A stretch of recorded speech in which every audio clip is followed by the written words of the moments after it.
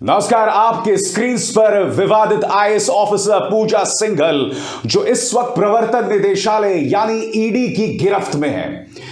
इनके अलग अलग स्रोतों से अब तक 150 करोड़ रुपए मिले हैं दोस्तों। और ये जो आप वीडियो देख रहे हैं उनके अपने चार्टर्ड अकाउंटेंट सोनम कुमार के यहां से 19 करोड़ का कैश मिला है दोस्तों।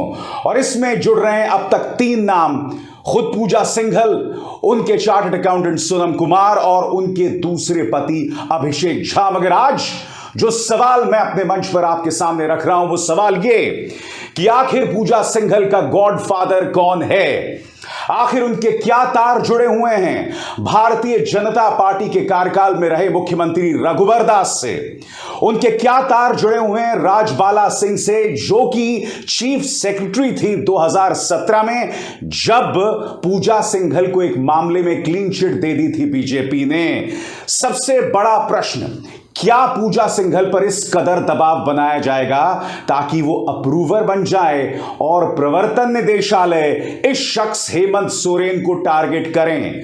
मैं स्पष्ट कर दूं, इस मामले में हेमंत सोरेन कोई बहुत दूध के धुले नहीं है क्योंकि इन्हीं के कार्यकाल में माइनिंग सेक्रेटरी बनी थी पूजा सिंघल। सवाल इन पर भी हैं।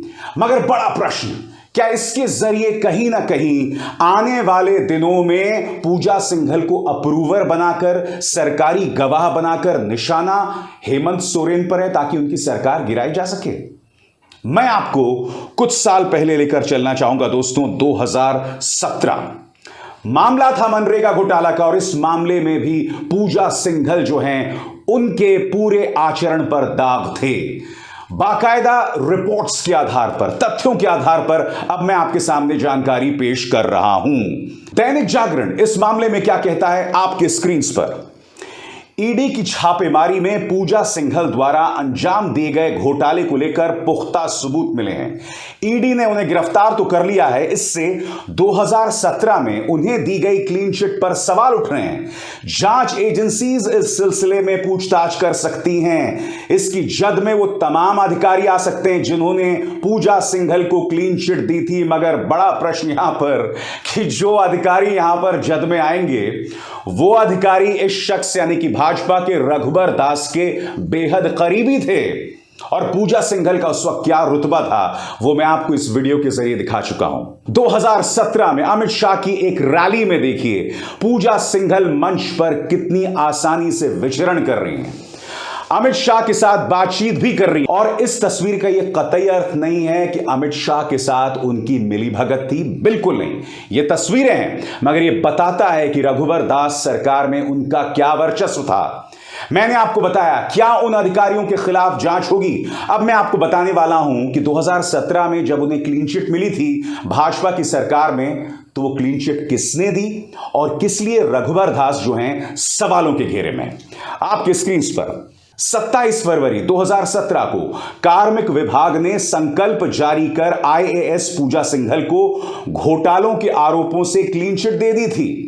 उनसे जुड़े मामलों की जांच के लिए राज्य सरकार के तत्कालीन पेयजल एवं स्वच्छता विभाग के प्रधान सचिव अमरेंद्र प्रताप सिंह की रिपोर्ट का हवाला दिया गया था, जबकि खूंटी की तत्कालीन उपायुक्त पूजा सिंघल के खिलाफ गंभीर आरोपों की लंबी चौड़ी लिस्ट थी।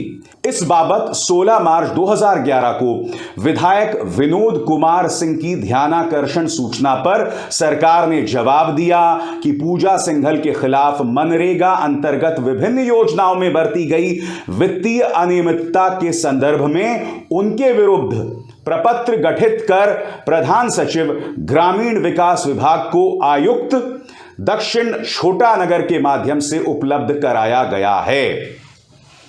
बड़ा प्रश्न, साफ तौर पर यहां एपी सिंह साहब ने उन्हें क्लीन चिट दे दी थी और यह हो रहा था तब जब भाजपा सत्ता में थी।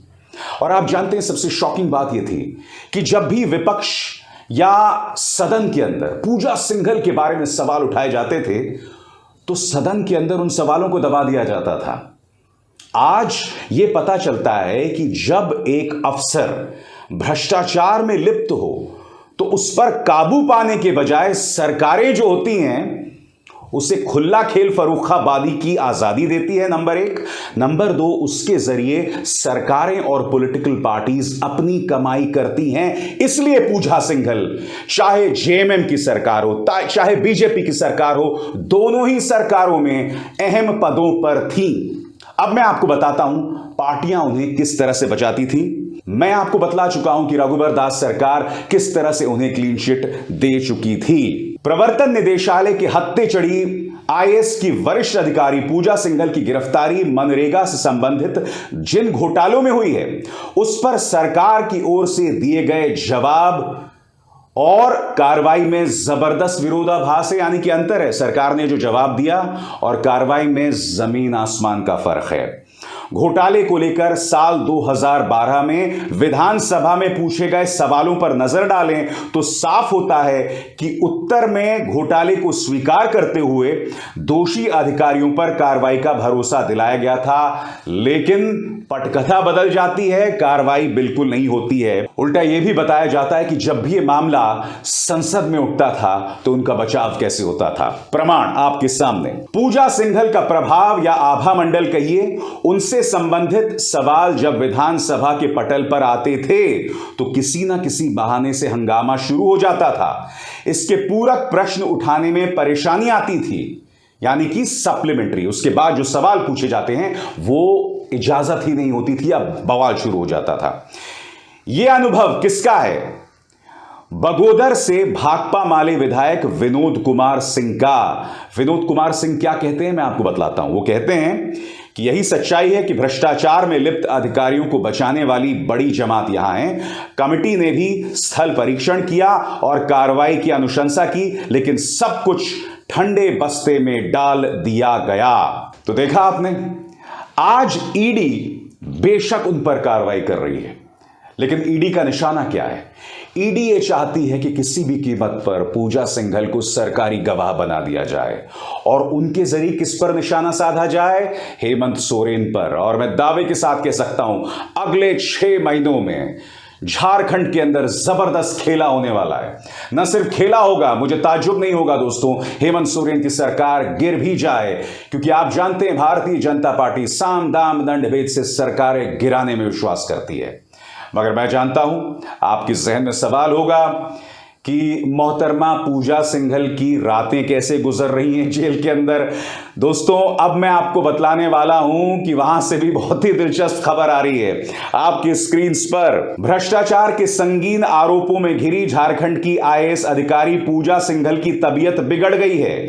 ईडी के रिमांड में पूछताछ के दौरान चक्कर आने से वो बेहोश हो गई, उनका ब्लड प्रेशर बढ़ गया। डॉक्टर की टीम मौके पर पहुंचकर उनका इलाज कर रही है।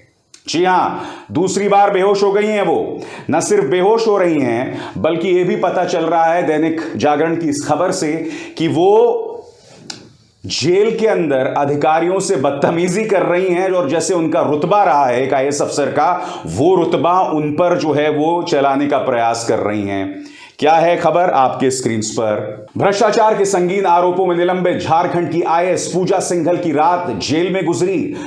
रात बहुत कष्टों से भरी थी। जेल की महिला वार्ड की जमीन पर एक चादर पर उन्होंने रात गुजारी। पूरी रात मच्छरों ने परेशान किया। गुरुवार की सुबह जेल का नाश्ता चूड़ा मुरही और गुड़ गले से नहीं उतरा, देखकर ही खाने से मना कर दिया। जेल कर्मियों से कहा ले जाओ ये खाना, मुझे ईडी ही नाश्ता कराया और फिर वो गुमसुम रही, यानी कि नाश्ता करने से मना किया। रात भर सो नहीं पाई।